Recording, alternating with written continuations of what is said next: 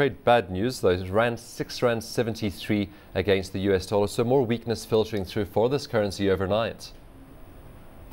Absolutely, Stephen. At the beginning of the week, the rand had already started off on the back foot after last week's rally, and this has continued throughout the week. Yesterday was aggravated by the fact that the euro weakened and the dollar strengthened, so the rand tracking the euro in that instance. But also we saw some softer commodity prices coming through yesterday, and that combination of events has aggravated rand weakness.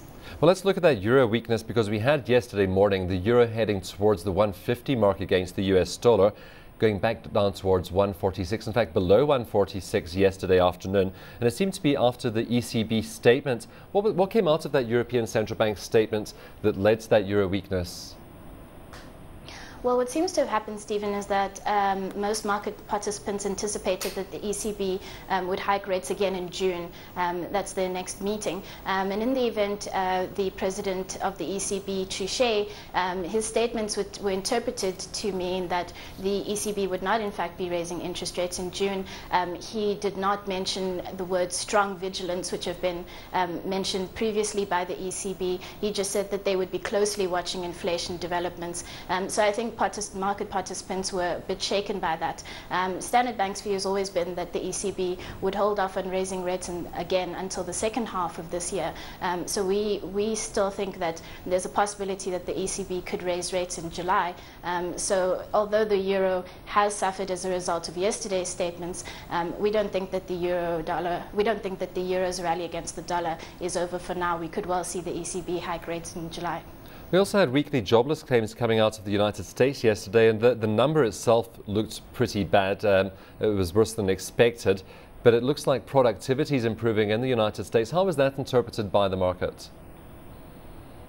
Well, we didn't see that much reaction to those numbers. I think proceedings were dominated by the central bank decisions that occurred yesterday, because also the BOE made its decision on rates yesterday. So it doesn't seem to have been that much attention focused on the US data yesterday. And I also think that participants are probably going to wait to see what happened to the US labor market. That data comes out today. We have official unemployment rate for April. Also, we have non-farm payrolls for April.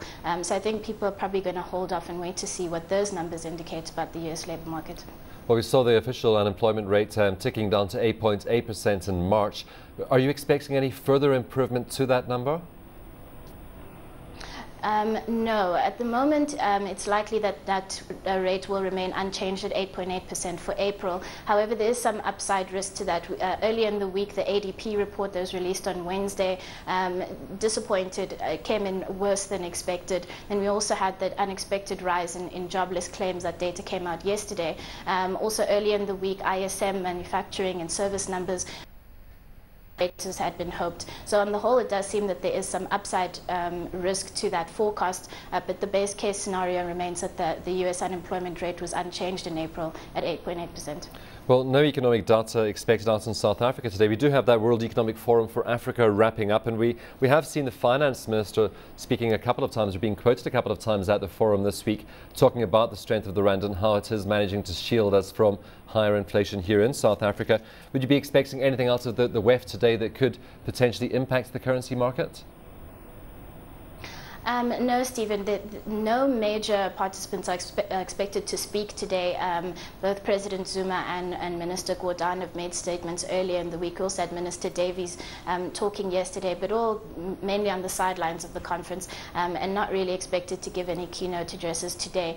So there well could be some statements, particularly relating to the rand, but that's not our base case scenario.